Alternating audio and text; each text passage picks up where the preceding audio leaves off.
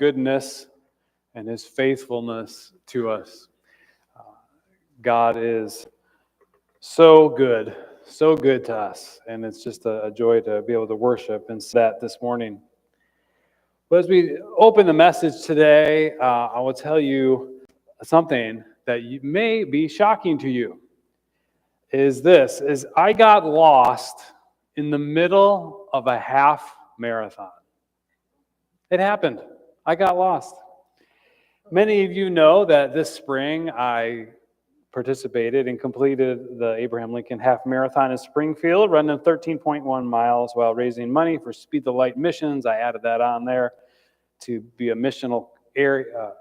It took a lot of tough training and a lot of preparation, but I wasn't prepared for getting lost. Now, I actually didn't get lost, but I felt lost. And you might know a little bit what I mean. I knew where I basically was. I was in downtown Springfield with 1,200 other runners following the signs and so on through where I was going. Now, my training runs, which I did all locally, in town and in the country, I knew where I was going. I mean, I had my running app keeps the GPS to track my miles. I knew exactly where I was going. In fact, some of my runs, I'm just on autopilot. I'm there, I'm running, but I don't have to think about where I'm going. I just go. But the run that I was on was a different route that I had never been on before. The Springfield race was unfamiliar, and I knew the basic route. And about halfway through, I felt great. I was even a bit ahead of my pacing group, and I'll show you a picture of what that is. A pacing group, you kind of follow a person holding a sign that tracking about your time, you kind of know where you're at, and I kind of pushed myself. So I was in this training group, this running group. I won't zoom in that picture because that's, I'm running and whatever. But there I am, there's making a turn, and I felt pretty good. And halfway through, I felt pretty great, actually. I was even a bit ahead at one point. I'd gotten a little bit ahead of the group, so I thought I'd give myself some space. And I was get tired later, then they'll catch up with me. That's what I thought. They'll catch up with me, and then we'll end all the same. That was the idea. And so the beginning was very fun. This may not be your version of fun. I get it. Please stay with me. Please stay with me. The first half was fun. The middle was not fun. Okay? And I will tell you a little bit about it because that's when the hills started to come. Now, I was aware of the hills and tried to train on some hills, but these hills were different. Okay? And some of the hills that we were on were pretty tough. And what I didn't realize is that if you're running with a pacing group, that at the different water and Gatorade stops, you'll go by those, but they don't stop and have a sip of Gatorade with you. They just keep going. So I thought, okay, well, have you ever tried to drink it's just walking and drinking? I tried that the other day with some coffee. That didn't even work out. So you try to run, and so I took a break, but I had lost sight of where they were. And in fact, I had gotten behind, and I lost where I was. And my stamina and my focus took a hit, and it was really hard. It was really hard. And I kept on going. I didn't take these photos. They had a photographer that took all the pictures of these, okay? So this is an actual picture, and I wasn't like smiling. Even the finish, I'm not even showing the finished picture because it wasn't pretty. But I did finish it, though. But the middle was really, really hard. My focus took a hit. My stamina took a hit. The hills were tough. I'd love to tell you that the glory of the finish endured me through, just like in the movies. No, it actually didn't work out that way for me. But I was able to keep on going, to look forward, really just to end, to finish it, to be done. Like, that's what my focus was. And so the middle was really hard because I knew I had to keep moving forward. I knew where the signs were. I knew where the people, what direction they were going. But I had no idea where I was. I came to this point and what pace I was at. I had no idea. I knew kind of where to go, but the pace was just off. So at one point, I thought I saw my group running a different direction, which was kind of the route you kind of go in and out of a park. And so I thought, well, there's my people, and so I thought I was really, really far behind. And I thought, well, everything just was I was slowed down. I slowed to a walk several times. I just thought, man, this is terrible. I'm so behind, so far behind. It just kind of got disoriented. Then with about 3 miles left, I realized that I was only 5 minutes back from my pace group. It was only 5 minutes. And I never caught up to them. But I finished with a time that I was happy with because I put in a lot of work to do it. I was looking forward to the finish, and I was able to do so. So the beginning was great. The middle was tough, and the finish was worth the effort. But it was in the middle that I learned my biggest lesson.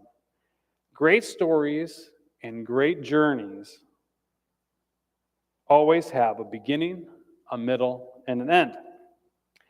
And you may find yourself today in the middle of a tough journey. Maybe it's a hardship, maybe a struggle, some area of frustration in your life.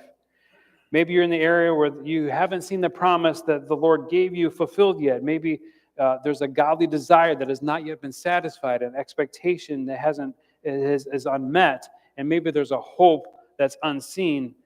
And this week, as we wrap up this theme of living out our faith as we navigate hardship, our focus will be that we will look forward. And as we learn, God has a way through the hardship. Not just facing and avoiding it, He has a way through it.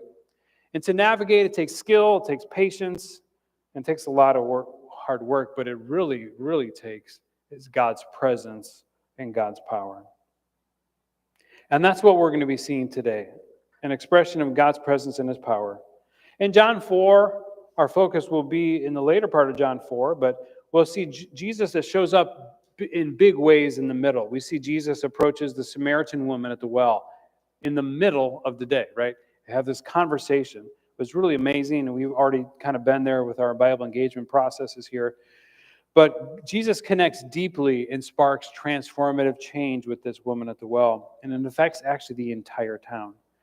So Jesus enters the middle of this woman's story, acknowledges her beginning, and rewrites her finish in a way that's pretty amazing.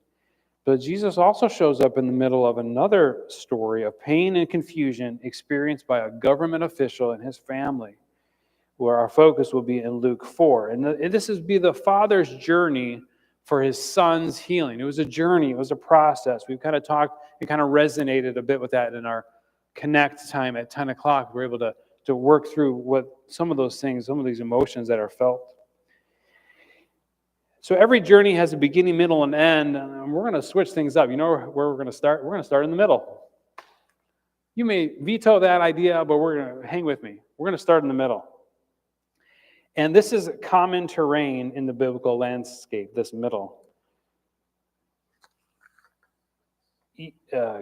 Garden of Eden, in the middle of the garden. In the middle of a sea, in the middle of a river, in the middle of the wilderness, in the middle of the temple. Even Christ's cross is in the middle.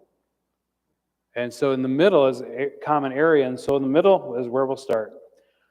We'll zoom all the way to verse 49 of chapter 4 of John. It says this: the official pleaded, "Lord, please come now before my little boy dies." This is the big request. He's urgent. He's in desperation. And we're just going to pause the story. You're probably reading, read ahead. That's fine. We're going to just park it here for just a minute, in this middle part. He is seeking God's answers to his great need and great pain. He's in the middle of a painfully difficult hardship. The boy's end is near. He says, "Lord, please come. Please come."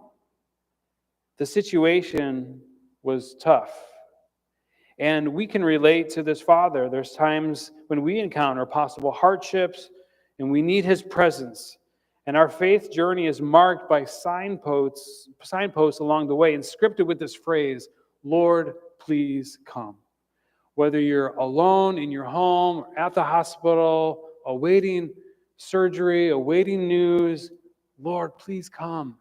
Please come." And this is what this father is reaching out to him. This father desperately wants him to come, and he had a timeline in mind. He said, "Now. Please come now. I need help now." And we can kind of, if you pick this apart, well, that's kind of rude to demand Jesus. He was desperate, though.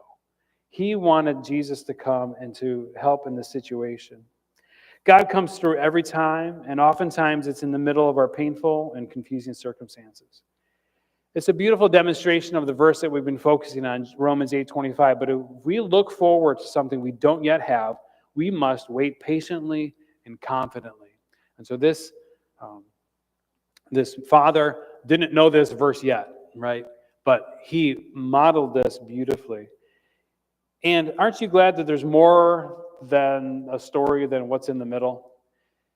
The middle of my running story was tough. That's a kind of a bad story. But the beginning and the middle make it all make sense. So we're going to look at the fuller picture about what's going on here. So we're going to go all the way back to the beginning now in this passage. And to navigate hardship, we can look forward by recognizing the beginning, the middle, and the end. So the first part, the beginning. The beginning, deeper understanding.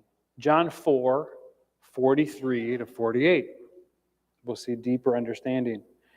At the end of the 2 days, Jesus went on to Galilee. He himself had said that a prophet is not honored in his own hometown. Yet the Galileans welcomed him, for they had been in Jerusalem at the Passover celebration and had seen everything he did there.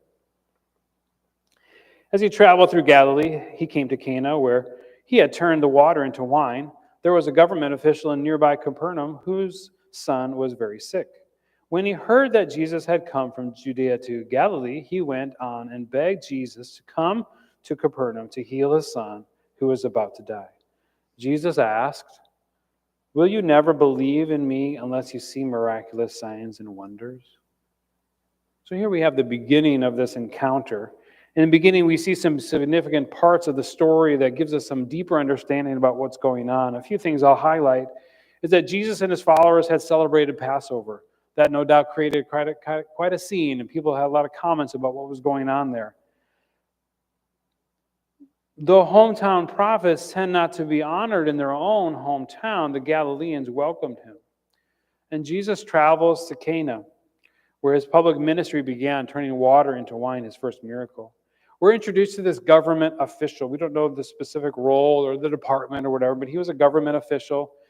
But let's just call him what he really represents in this moment, and he was just a dad. He was a father. So we have some of these points that we'll see here. We have, the fact that there was a situation like Cana, the government official. I think those are on there. There we go. And so we see that he's really just a father who has a really sick son. And this son, we don't know exactly, but it more likely refers to the firstborn son and how important that role was in that day. So it was like, this isn't just one of the kids. This is my son. This is my firstborn son. So much emphasis was placed there. So in desperation, this father begs Jesus to come to Capernaum, several miles away, to heal his very sick son. And most parents, indeed, would go to great lengths for such a solution if they knew that. This father had already gone to great lengths of getting there. Even the difficulty of finding where Jesus was, you think, you just go to the center of town. Jesus is always there, and you'll see the big crowd. But it may not have been that easy. We don't know. So he was able to find Jesus after a long journey, and as kind of is this like the last shot? Is this a one shot that he has to bring healing to his son? This a Hail Mary that they say, like in football, it's like the last throw they're going to do. Is it the one shot that he has?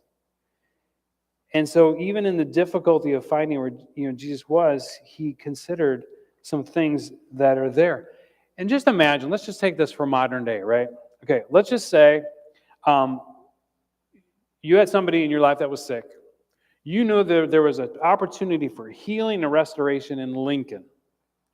So what you would do, you would drive to Lincoln to explore it. If I set up this thing at 3 o'clock, I'm going to go, I'm going to talk to the doctor. They might have an answer. I'm going to go at 3 o'clock and I'm going to get there. I'm going to be there. And so that would be 20 miles away. That would be a long distance, right? And imagine that doctor said, okay, that's great. You will be healed. You'll get this fixed, but you got to go to the pharmacy in Mason City for the medicine. So you imagine that kind of long drive. And maybe just a sickness, but maybe it's super serious. We hear of stories where ones have to rush to the hospital. They don't know if there was a car accident. They got to run. And that journey could be a very, very long journey. It could be a short while, but seem like forever. So you can imagine that happen. You're like, oh, okay, 20 minutes, that's not a big deal. Let's go back to the area here. Did you know that Cana to Capernaum is 20 miles? You imagine walking 20 miles one way. I looked it up. If you were steady at walking, it'd take you about 6 hours.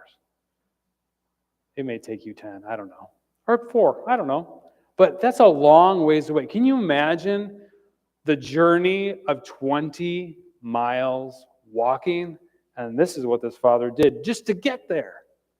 Just to get there. So let's keep that in mind. It gives us some deeper understanding of what's going on. So Jesus' response, though, is very interesting. We don't know if he's talking directly to him or if he's talking to the group, and says this, kind of an exasperated comment, this question, will you never believe in me unless you see miraculous signs and wonders? He's asking that question. And it may seem a bit harsh, right? We're not really sure. Was he saying maybe to the others around him who were following only because of the miraculous things? Likely. Was this a response to this man's desperate plea?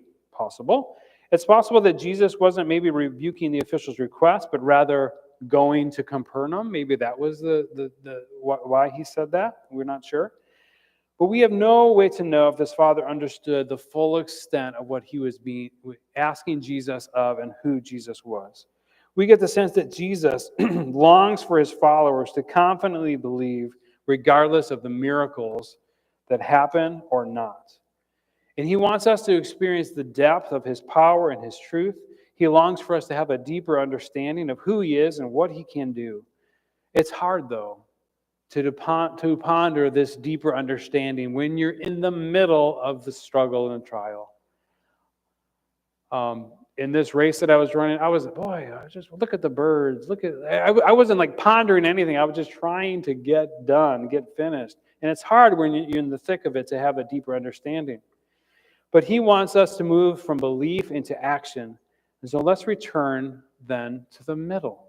Beginning, middle, now. The middle is marked by this signpost, says this, obedient risk. Obedient risk. This is a very interesting phrase that comes straight from our Bible engagement material, obedient risk. I wanted to use that. In John 4:49 through 50, the official pleaded, Lord, please come now before my little boy dies. Then Jesus told him, go back home, your son will live. And the man believed what Jesus said and started home. Jesus doesn't always operate the same way. Not too long ago, we talked about Cornelius, the centurion, and he said, just say the word and my servant will be healed. Just say the word. He said, okay, said the word, healed. He doesn't always operate the exact same way. In this situation, we see it a little differently. And Jesus' response may be surprising. He's saying, go back home. What? Go back home? You imagine being told that. You're looking for an answer. Just go home. Oh, no, I want an answer. I want to hear. But I don't want to. I want to stay with you. I want to get some sort of. He tells him to go home. Jesus says no. He wasn't going to Capernaum. He was not going to the man's house. He wasn't going to the boy. But Jesus gave a very powerful word. He says this, your son will live. And that's the promise that Jesus gave this man. So this man's response was as simple as it was hopeful. It says, and the man believed what Jesus said and started home. Sometimes we read these phrases, like, okay, this would happen next. But can you imagine what was going on in this guy's mind? He just turns around and walks home. That's what he does. It's just simple. Jesus said this, I'm going to do this. I'm just going to walk home. He may have been alone. We don't know if anybody was with him. And this session is called A Father's Journey. And I think, the journey wasn't easy. There was some tough terrain that this guy had to encounter. He believed and started home, and we just can skip over really the duration. Again, 20 miles. That's a long way to walk without a real clear understanding of an answer. We don't really know how this was for him. He faced a lot of time, a lot of steps. Depending on the route, like we said, maybe 20 miles to Cana to Capernaum. And that's a lot of time to think, to wonder, to worry, right? You ever been there? And it's felt maybe like the longest trip of his life. But he obeyed in the movement of faith and followed Jesus' command. We often find ourselves in this messy middle, this gap that's in between the promise and the experiencing the reality of what God said. And all these things can be very, it's a struggle for all of us. To navigate hardship, this father chose to look forward in the direction of God's promise. 2 Corinthians 4:18 says, "So we don't look at the troubles we can see now. Rather, we fix our gaze on things that cannot be seen. For the things we see now will soon be gone, but the things we cannot see will last forever." And this is what we have here. This obedient risk was marked by this man gazing on things that he could not see, just on the word of the Lord that was spoken to him. We can celebrate the middle. Sometimes we agonize through the middle. We can celebrate the middle, and that's okay. We can celebrate it. And we can do so when we focus on this obedient risk. And so I want just kind of that phrase, this was one of the stopping points, one of my prep days of this. I just stopped here, did some other things, just kind of thought about that the rest of the night, about obedient risk. It wasn't just wild risk, like skydiving, right? Just because, or gambling your life savings on a get-rich-quick scheme. It wasn't like wild, crazy risk. That's not what we're talking about. It also wasn't safe obedience either.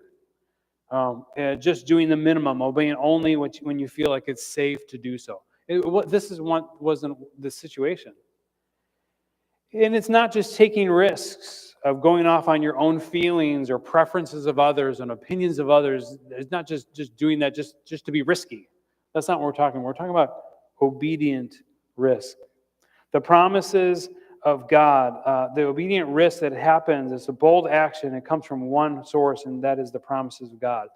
What God said to do, especially when it really counts, especially when we're navigating hardship. So we may ask ourselves, well, when should I take a risk? Like, how do I know? Like, is this an obedient risk? Is this me or whatever?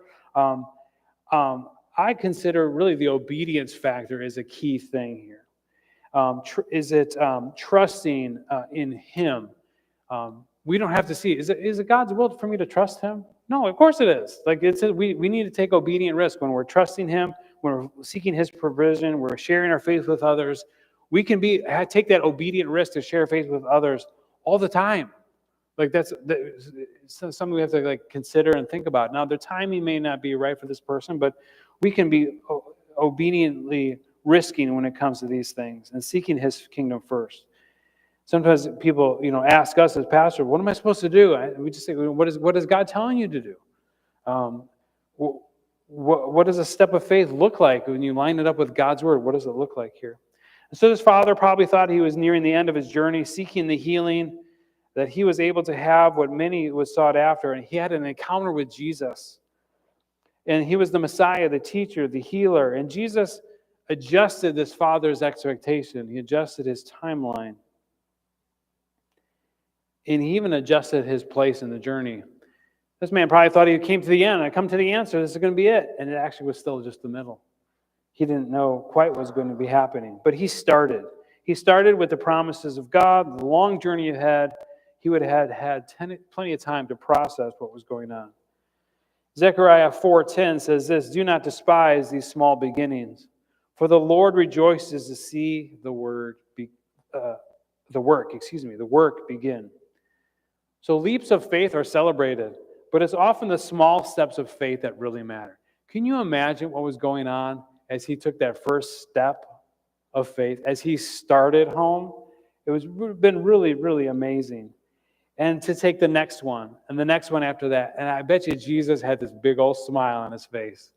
Like, oh, he's doing it. He's going. He knew he was going to do that. But can you imagine just this big smile of faith that this guy stepping out, walking out, and doing the thing that exactly what he was told to do?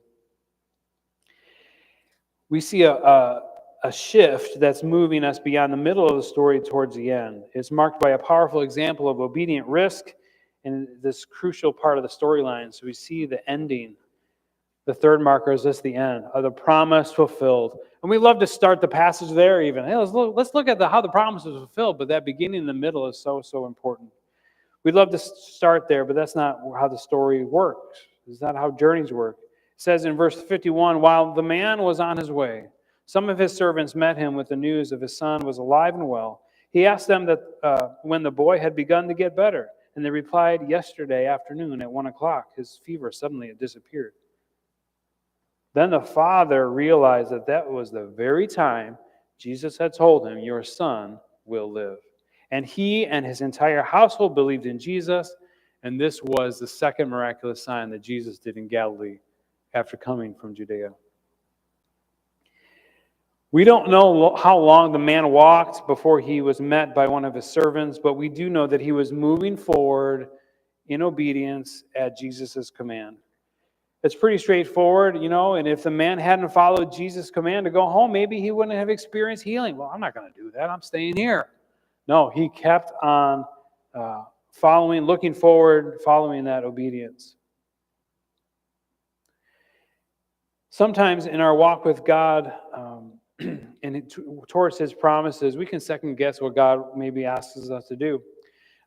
Sometimes we just want to make sure it's right or check with somebody else. There's wisdom and counselors, of course, as well, of seeking some insight from other believers and so on. But sometimes we just want to make sure. Sometimes we pivot away from it. We back away from it. I don't really know about that. That's the thing I'm supposed to do, or fear can get on the way. But we need to follow what God says, to follow his ways, and ways that we will be steadfast in following all of his instructions.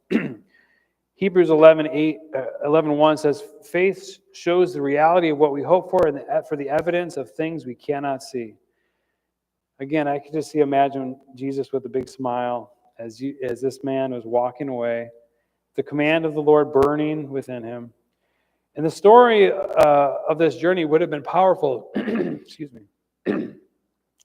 Would have been powerful enough if he went all the way home and saw that his son was healing. But Jesus does something that's really amazing. He heals him while he was on his way. And we see that it was the father realized that it was the very time that Jesus had said. And that tells us that God is in control, and Jesus is in control of all things, even the timeline. And so when we think about time, just came across this a few things.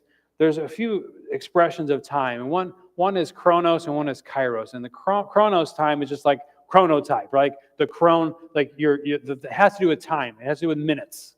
There's also a kairos, and that's moments. And so Jesus turned this exact minute into a moment because they realized it was the exact time. It was like a timestamp. Some photos used to have that timestamp, where you print something on the computer. There's a timestamp of when it is.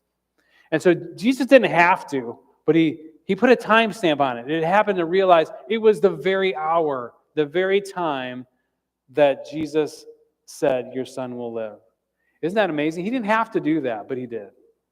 And so we see this a powerful moment. He met him where he was at, allowed him to experience a much shorter waiting time. He didn't have to wait till all of the time getting home. He was approached on the road, and Jesus' promise had come true. And the result of this obedient risk and honoring the journey of this, the boy was healed, and his entire household was saved. What an amazing thing of this testimony would happen. So he had to travel miles, believing what he could not see, and that's really hard for us to do. He had to trust the promise of Jesus. Even though he couldn't know it, he had to follow and look forward in that direction. He sent him proof even before he made it back home. So we see the beginning, this deeper understanding. We see the middle, obedient risk, and we see the end, the promise fulfilled. What a powerful expression of what this means for these things. And as we begin to make some application and respond to this word, we know that salvation is open for everyone, and Jesus wants everybody to be saved. He wants nobody to be condemned. And we know that the greatest miracle of all is salvation in itself, right? It says in Romans 5:6, when we were utterly helpless, Christ came at just the right time and died for us sinners. Jesus knows the need, and he responds to it. We just need to find our place, reach out to him, look forward to what his promises have shown us.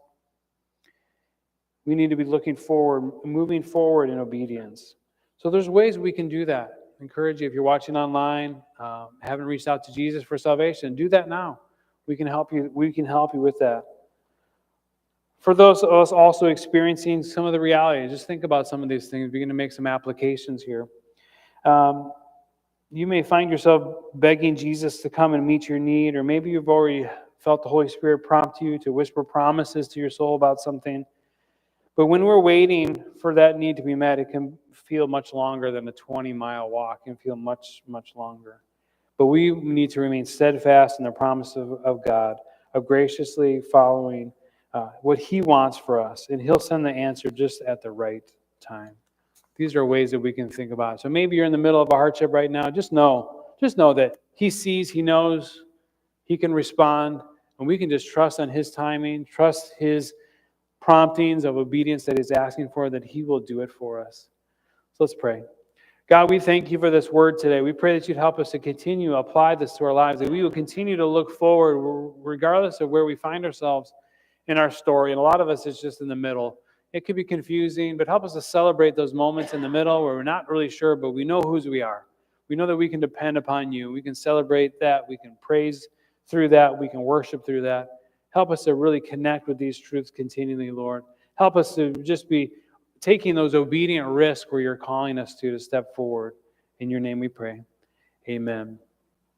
I wanted to close before we'll take a few prayers.